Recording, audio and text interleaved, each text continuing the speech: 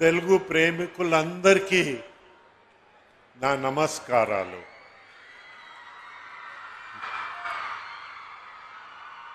నారా చంద్రబాబు నాయుడు గారు మన గౌరవ ముఖ్యమంత్రి గారు,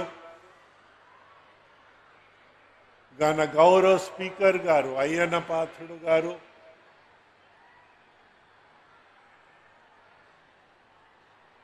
మన స్థానిక ఎంపీ ప్రస్తుత కేంద్ర మంత్రి చాలా ముద్దుగా నవ్వుతున్నారు చంద్రశేఖర్ గారికి, బుల్సు శివశంకర్రావు గారికి, మొహమ్మద్ నసీర్ అహ్మద్ మన గౌరవ శాసనసభ సభ్యులుగా ఆయనకి, గజల్ శ్రీనివాస్ గారు ఆయన చాలా కష్టపడ్డారు.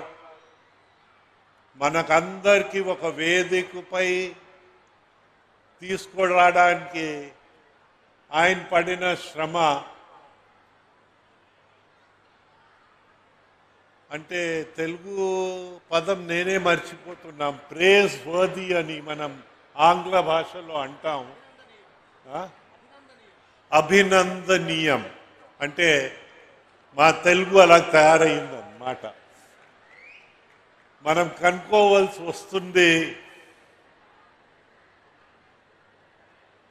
ఆ భాషని మనం ఎలాగా ప్రజల ముందన పెట్టాలని. ఒక విధంగా చెప్పాలంటే ఈనాడు మన ఘన చరిత్రని మనం మర్చిపోవడానికి ಹೆಚ್ಚು ఆస్కారాలు మనకందరికీ కనిపిస్తూ ఉన్నాయి. ఎందుకంటే మన ఘన చరిత్ర వల్ల వచ్చే మానవ విలువలు మన భావితరాలకి అందించడంలో కాస్త వైఫల్యం చెందాం ఏమో అని ఒక అనుమానంగా ఉంది. మనకందరికీ కోరికలు ఉన్నాయి. తెలుగు భాష ఉండాలి, తెలుగు సంస్కృతి ఉండాలి. తద్వారా మనకి భారతీయ విలువలు ఎలా పెరిగాయో అవన్నీ భావితరాలకి అందించాలని మనం అందరూ అనుకున్నా ఆ కోరికల్ని కార్యరూపంలో ఎలా దాల్చాలి అది మన అందరి ముందన ఒక పెద్ద సమస్యగా ఈనాడు నిలబడ ఉందని నేను అనుకుంటా ఉన్నాను. ఇప్పుడు కార్యరూపం దాల్చడము ఒక మనిషికి మనం అప్పచెప్పడం కాదు, మన అందరికీ ఒక పాత్ర ఉంటుంది. ఆ పాత్ర మనమందరం నిలబెడితే మన తెలుగు భాషకి న్యాయం చేసిన వాళ్ళు అవుతాము. నందమూరి తారక రామారావు గారు అనుకున్న నిలబడే ఆ విలువల్ని మన భావితరాలకి మనం అందించిన వాళ్ళు అవుతాము.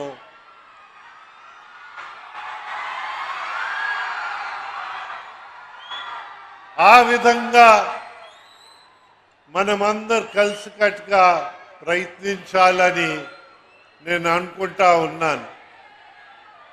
ఈ కార్యరూపంలో ఎలా దాల్చాలని మేము మిత్రులు అయ్యన్న పాత్రుడు గారితో మాట్లాడినప్పుడు వారు శాసనసభలో ఈ కార్యరూపం ఎలాగా అని ఎందైతే మనం ఏదో ఘన చరిత్ర ఉందంటే అందరికీ తెలుసు ఘన చరిత్రే. కానీ భావితరాలకి అందించడం ఎట్లా? అయ్యా మీరు సెల్ ఫోన్లు మానేయండి అంటే వారు మానేరు. ఆధునికకరంగా వారు వెళ్తూనే ఉంటారు. ఇలాంటి యుగంలో ఆ విలువలన్నీ మనం ముందు తీసుకెళ్ళాలి. ప్రత్యేకంగానే విలువలు లేకుండా పెరగారనుకో మనకి ఒక విధంగా ట్రాజెడీ అని మనం అనుకోవాలి. అది కూడా నేనే ఆంగ్ల భాష ఒకటి వాడాను. కానీ విలువలతో వస్తే మన భారతదేశాన్ని ఎక్కడైనా తీసుకెళ్ళిపోతారు. మన సైంటిస్ట్కి ఏమాత్రం కరువు లేదు, వీళ్ళకి ఏమాత్రం కరువు లేదు. కానీ మన ఆ విలువలు ముందు తీసుకెళ్ళడం అది ఒక పెద్ద ప్రశ్నగా తయారైంది. దానికి కార్యాచరణ ఎలాగా?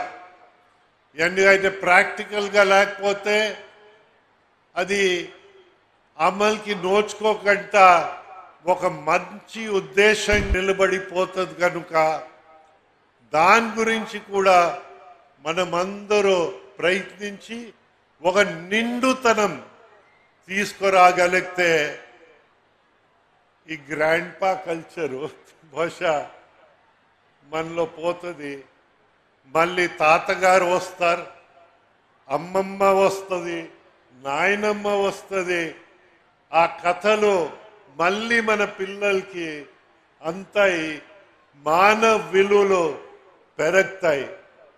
ఆ విలువలు పెరిగేటప్పుడు మనకి ఎలాగుంటుందంటే ఏ దేశం ఎగినా, ఎందుకు కాలేడినా, ఏ గద్దె ఎక్కినా, ఎవరెదురైనా మనము పొగడరాని తల్లి భూమి భారతిని నిల్పరా మీ జాతి నిండు గౌరవం.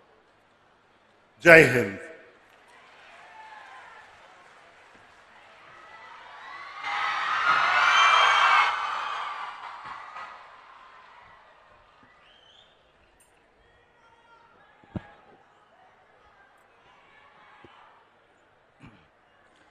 ధన్యవాదాలు అశోక్ గజపతిరాజు గారు.